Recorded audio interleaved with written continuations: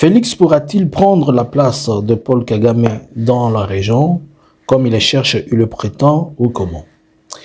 Bonjour, bonsoir. Nous vous saluons de partout. Vous êtes en train de nous suivre. Nous, c'est Analysons Congo. Nous venons encore ce matin ou ce soir. Nous sommes le 22 du mois de février 2026. Nous venons encore une fois vers vous pour essayer d'analyser, de parler et de partager ensemble avec vous. Nous vous demandons de liker, de partager et de rester connectés. Ne manquez pas de nous suivre sur toutes nos plateformes. Suivez-nous sur Analysons Congo Facebook, sur TikTok, sur YouTube.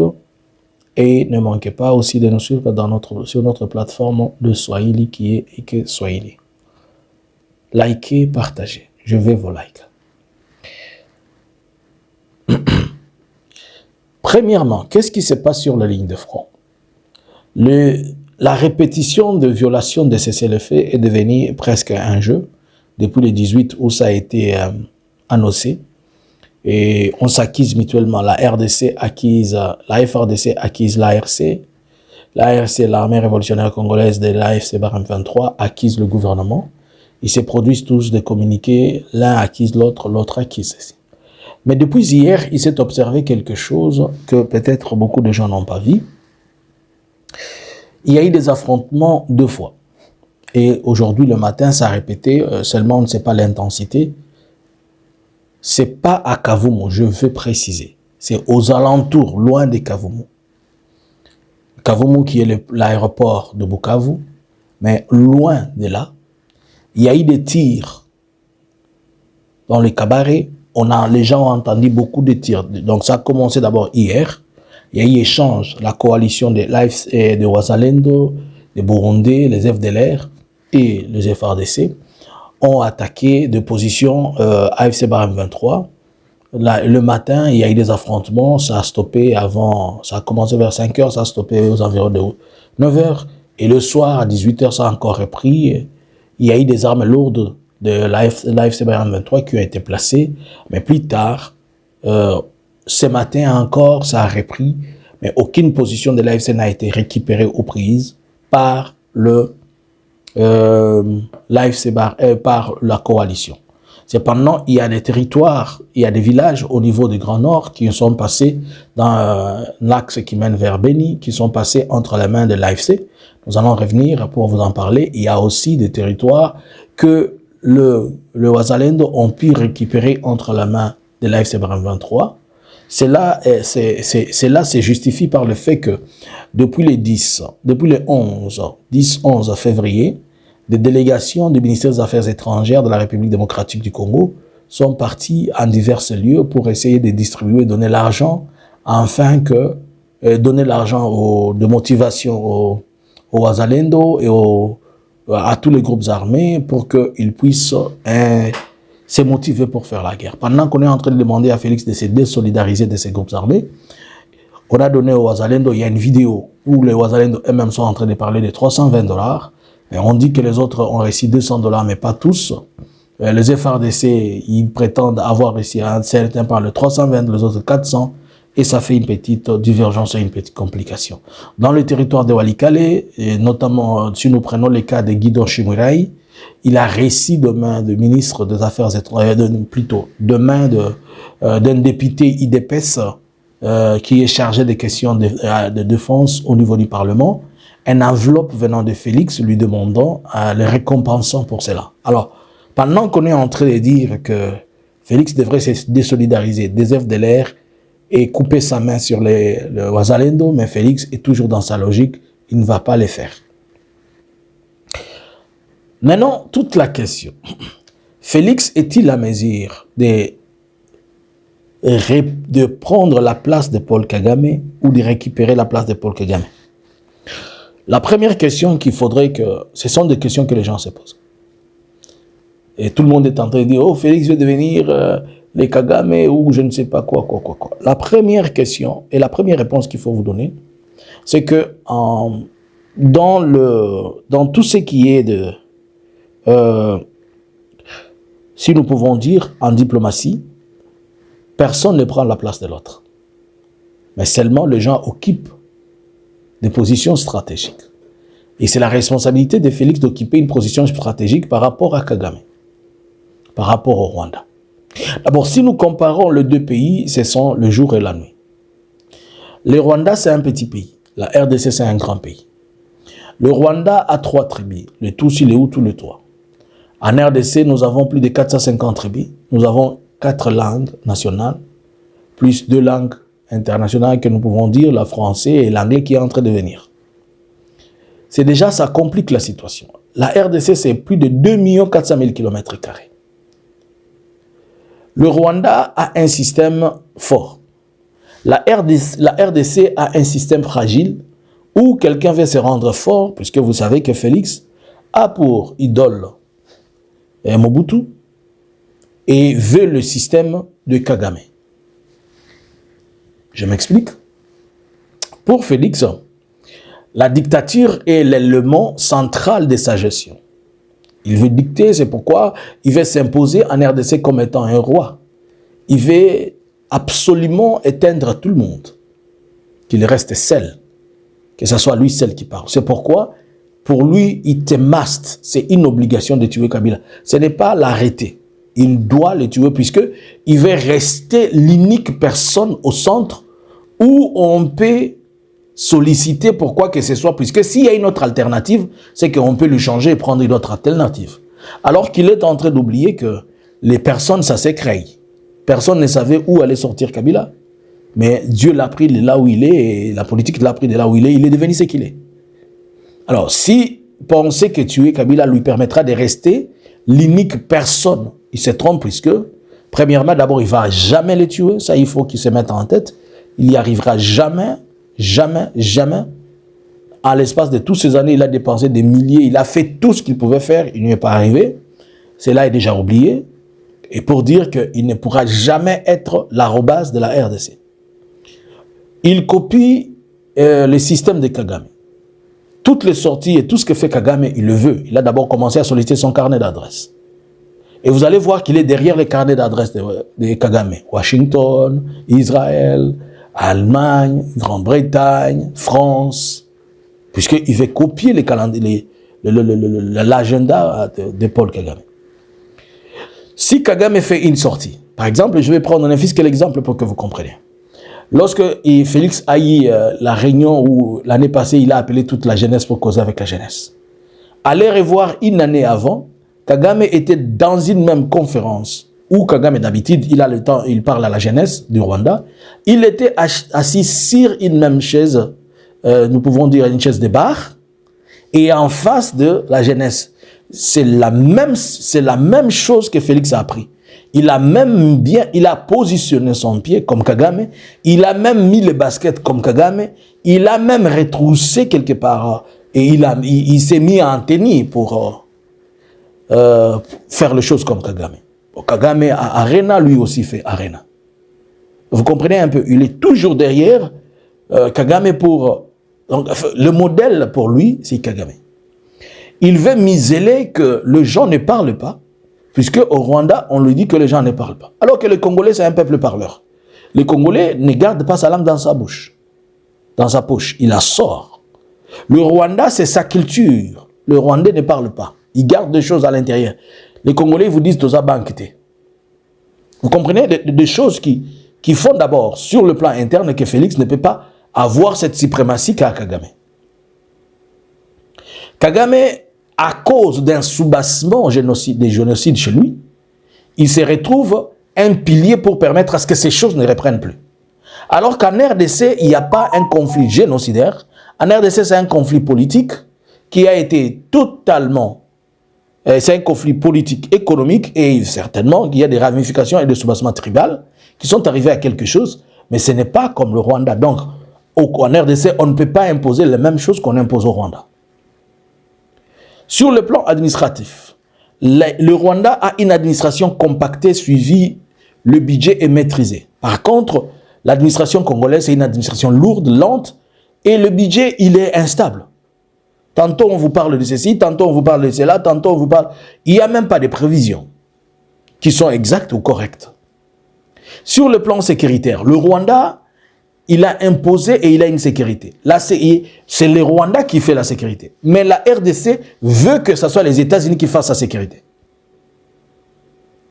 Bon, regardez un peu. Récemment, il n'y a pas plus que de 2 jours, je vous dis, la Turquie s'est décidée de venir ouvrir une usine de fabrication des armes et des drones au Rwanda. Quelle est l'entreprise qui fabrique des armes au Congo? On veut voir le Rwanda être développé, puisque le Rwandais elle-même s'implique sur le développement. Au Congo, les gens ne veulent pas développer, puisque le président lui-même n'est pas impliqué dans les questions de développement. Puisque lui-même, le président, c'est la machine, la première machine de détournement de la corruption et de projets qui ne sont qui n'aboutissent pas. Tandis qu'au Rwanda, lorsque Kagame met en place un projet, le projet doit être exécuté et les fruits sont visibles. Je suis en train de vous montrer comment la différence entre ces 2 personnes et les 2 messieurs. Au niveau international, Kagame offre de bons services.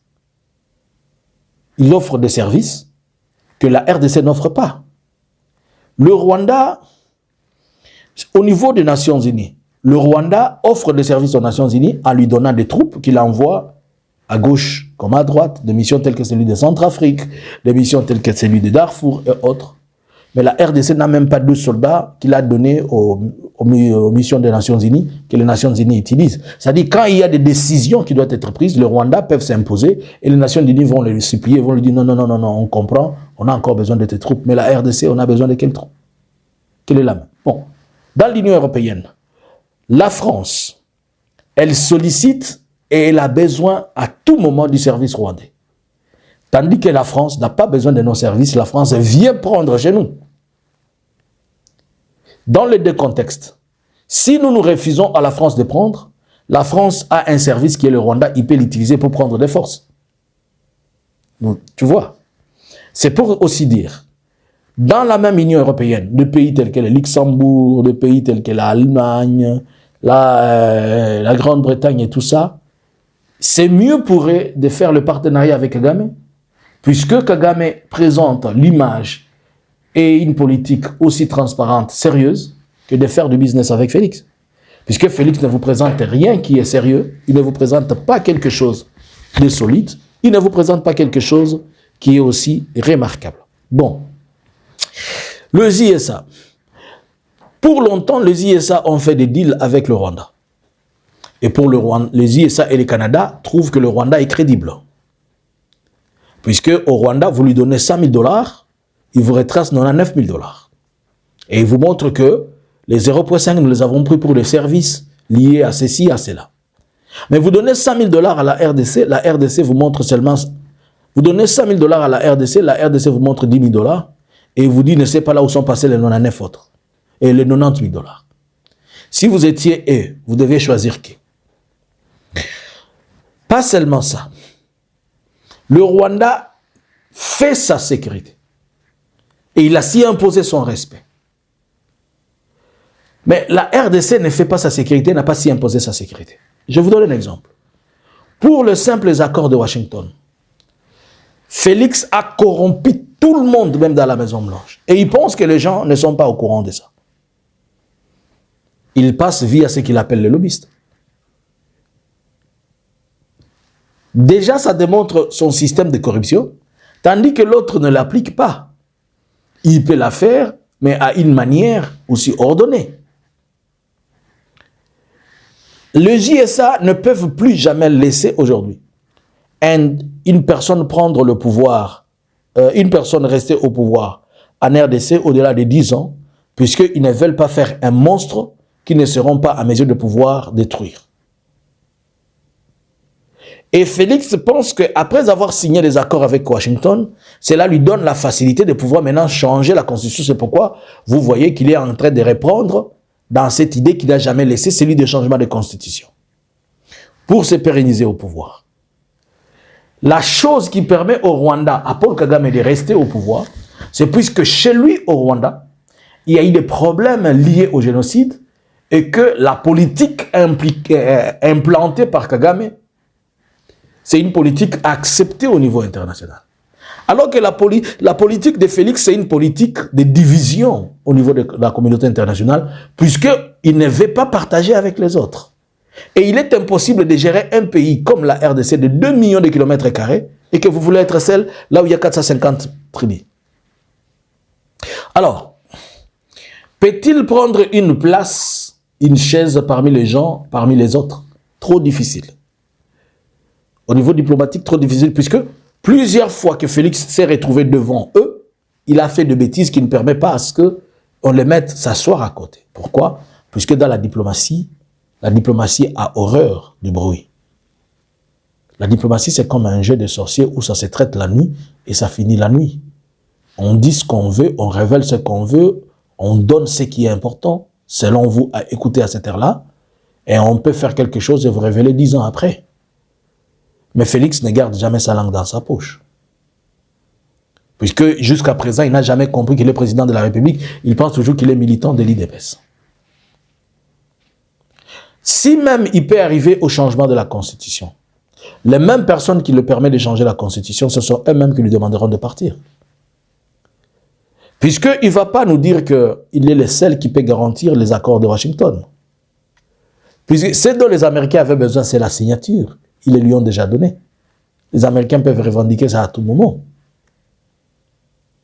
Et on ne veut pas, avec cette allure où il est en train de tribaliser, à un certain moment, les États-Unis seront accusés de pouvoir, de faciliter Félix à détruire le pays, notamment à tous ces gens. Vous savez, Félix tue comme pas possible. Il arrête toutes ces violations des droits de l'homme. Je vous ai parlé de la dame qui a été, de l'Union européenne, qui a été à Goma et qu'on lui a donné 41 enfants soldats. Bon, on va revenir sur les États-Unis, on lui dit, tes principes que tu as mis, que tu es en train de faire respecter, voilà ton partenaire n'est pas à mesure de les respecter. Puisque Félix n'est pas l'homme de la loi. Félix n'est pas l'homme de la Constitution. Félix est l'homme de ses pensées de la tête. Et il faut ajouter au système de Félix qu'il copie Kabila. Mais qu'est-ce qu'il copie de Kabila? C'est qu'il pense qu'il critiquait hier sur Kabila, c'est ce qu'il met en place pour se couvrir. Quand vous lui posez la question, il vous dit Kabila l'avait fait. En réalité, Félix a un vide dans la tête, il n'a pas de système. En réalité, la seule système que Félix a, c'est la haine, le tribalisme, et le reste, ça n'existe pas. Je repose la question et je vous la redemande. Quelqu'un peut-il venir, que l'on débatte avec lui, qu'il me parle de la vision de Félix, qu'il me parle de la vision de l'IDPS, qu'il me parle de la vision de l'Union sacrée? Vous comprendrez qu'il n'y a pas.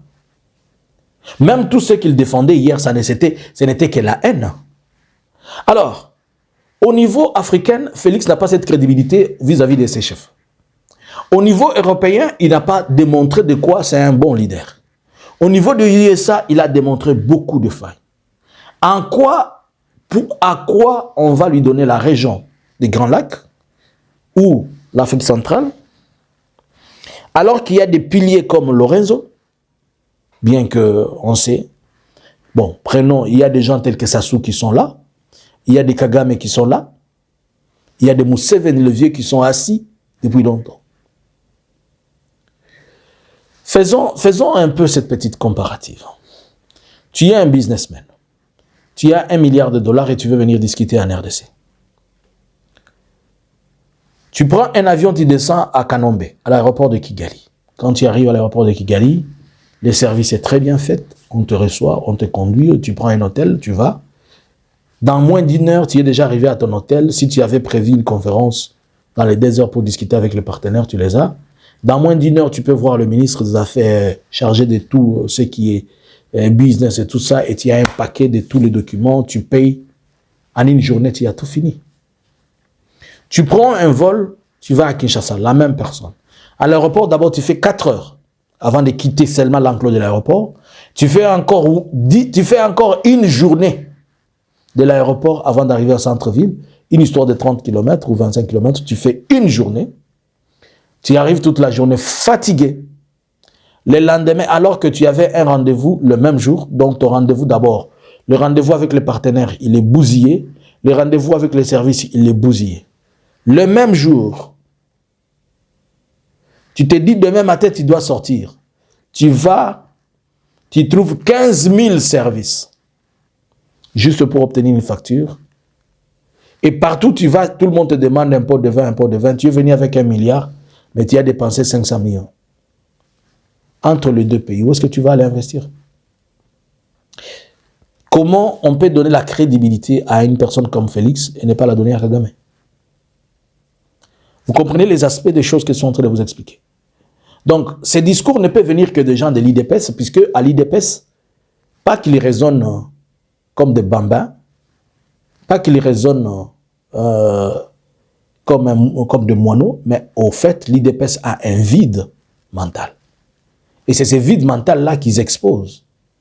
Et curieusement, les intellectuels et les personnes réfléchies prennent aussi ce vide mental comme étant un vide de quelque chose.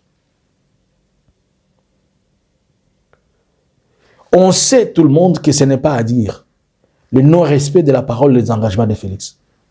Alors que dans le monde international, tout le monde respecte sa parole et son engagement. Comment? Je vous laisse commenter. Il y a plusieurs éléments. Selon vous, Félix peut-il prendre la place de Paul Kagame dans la région? Il n'est même pas à mesure de pouvoir prendre la place de Joseph Kabila. Comment? Alors que Joseph Kabila, c'est pas les doublures, c'est la personne qui centralise tout ce monde-là, puisqu'il a un système qui est aussi fort, comparable au système des autres. Les seules personnes que Félix est capable de dompter, c'est Fayoulou. Il est capable de dompter Fayoulou, il est capable de dompter... Même Kabound ne le dompte pas. Alors, utiliser les JR pour intimider, c'est ça? Non. C'est beaucoup de travail. Et attention, Félix a pris tout le 7 années, au lieu de travailler, il les a perdus. Aujourd'hui, même si vous dites que Félix veut mettre en place un système, c'est trop... Il ne peut pas. Je vous donne un cas, je vous donne. Dans son conseil de ministres qui vient de finir ici, il a demandé à son ministre il a demandé à ce que le ministre de chargé de fonction publique puisse identifier et nettoyer la fiche, ou bien nettoyer la fiche de fonctionnaire pour qu'il y ait une bonne fiche de fonctionnaire. Cela veut dire que Félix ne connaît pas combien de fonctionnaires il a dans son pays. Il ne connaît pas la masse salariale qu'il faut pour le fonctionnaire, alors que c'est lui qui vous a dit qu'il va créer des emplois. Comment va-t-il créer les emplois alors qu'il ne connaît même pas ce qui existe? Comment va-t-il créer des emplois alors qu'il ne connaît même pas l'effectif et les besoins qu'il y a certains? Pour payer, aujourd'hui, il faut aller s'endetter pour 70 millions. En fait, avez-vous compris qu'au Congo, il n'y a pas de millionnaires? Puisque le gouvernement congolais a cherché un Congolais de lui prêter 70 millions. C'était les étrangers qui le disaient qu'ils peuvent le prêter. Mais les Congolais, non. Selon vous, est-ce que Félix peut-il prendre la place de Kagame? Je vous laisse le clavier. C'était pour vous. Analysons le Congo. Nous, on analyse. On utilise les tibias. Tu as le choix entre réfléchir et non réfléchir. Tu as le choix entre rester fanatique à l'idiot de Félix ou bien être une personne réfléchie. Je ne t'ai pas insulté, je t'ai qualifié. Bonjour, bonsoir. Analysons Congo subscribers.